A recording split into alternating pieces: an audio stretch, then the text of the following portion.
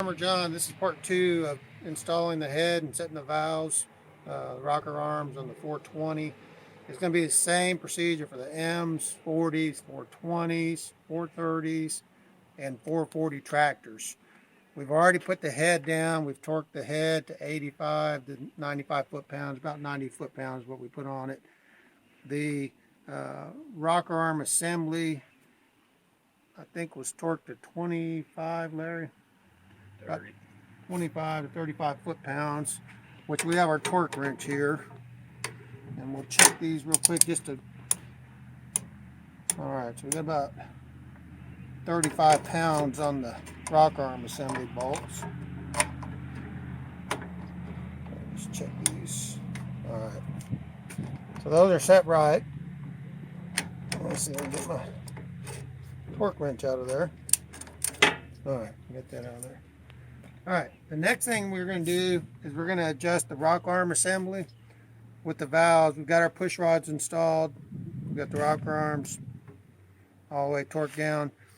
We left our front cylinder at top dead center, so what we want to do is our valves need to be set at 15 thousandths.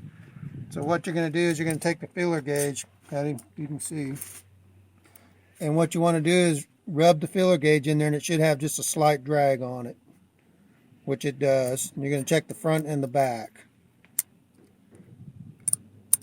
That one's a little tight, so what we'll do is we'll adjust it and get our wrench here, and just with a screwdriver.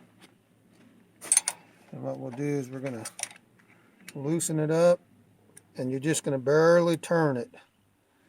And we're going to check it again, and the gauge should just slide through it, which it does, and then we'll go ahead and we'll tighten this back down. Alright, so once that's done, what we're going to do is we're going to rotate the engine 180 degrees. And what you want to do is put you a little mark on your crankshaft right here. I usually put it on the top. And what I'll do is I'll mark it here on top. It's really hard to see, but what you want to do is you want to rotate the motor 180 degrees. And once you rotate it 180 degrees, and you can do it by bumping the starter or using the hand crank on the front, but you want to turn it half a turn, the motor. Once that's done, you're going to come back here and you're going to check the back valves. Both valves will be open when it's half a turn. And we've already turned the engine. So these here, as you can see, they got a slight drag on them, which is good. And so with that said, all the installation on that is done. Make sure that you've tightened the top of the adjusters, which all these are tight. Alright. So the next thing we want to do is we're going to get our valve cover gasket. And what we're going to do is, I use just a little bit of blue silicone, just so when we put the gasket down it doesn't slide. And just put it in a few little areas around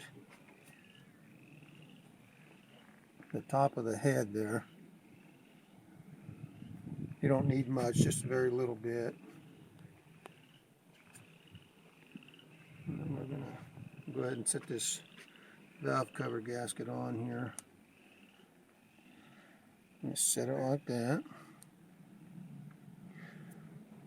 And then I'm going to do the same thing. I'm going to put 4 little pieces of silicone on around this gasket just to help it so the valve cover, when we set it on there, is not sliding all over the place. Some people might say you don't have to do this, but I'm going to do it anyhow. So we've got that done. We'll go ahead and we're going to put our valve cover on. The oil breather is pointing out here to the right. Just going to take it, and hopefully I'm going to get it over here real easy. And you want to set it straight down. You don't want to be sliding it around. It's got a little lip that goes around the valve cover. You want that gasket to sit in there. This is the only side it don't, but if you notice the front's got a little clip. That gasket should sit straight down on it, just like that. Then there's 2 little O-ring gaskets or cork. They're going to seal off the valve cover. We're going to go ahead and put these on, and they're going to go on there dry. You see those? So we're going to go ahead and push those down. And Larry, you're going to hand me the bolts for the top, right? Yep. These are fine thread, but I'm going to put, I like using new washers when we put them down so they've got a nice flat finish. So we're going to put those on. We got just some flat washers. And then we're going to go ahead and put these down. See, do we have any rags out here? Or just a, oh, I guess I can wipe it off. I'm going to wipe it off when we get done. So I'm going to put these two on next. We got a socket for these, Larry. Larry's watching me to see if I'm doing it right. You got a socket for it? Those look like they're 11/16. Work on it. Yeah, 11/16.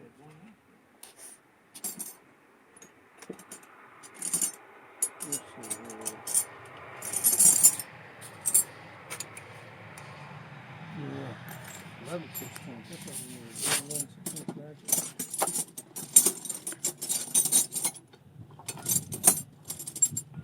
There we go. Okay. All right. So let's go ahead and tighten these up. And you want to tighten these up where they're snug, and then I just go down maybe about another quarter of a turn. You don't want them over tight where you just squeeze the gasket out of it, because it'll just make it worse than a leak. So we're going to just go down here until we squeeze this cork gasket.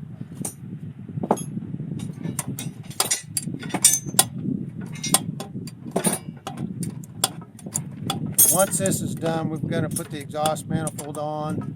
We've got to put the water jacket. And what we'll do is we're going to do a separate video on putting the exhaust manifold in the carburetor. The videos are going to get too long if we try to do it all at one time. So once we get this done here, I'm going to tighten these up.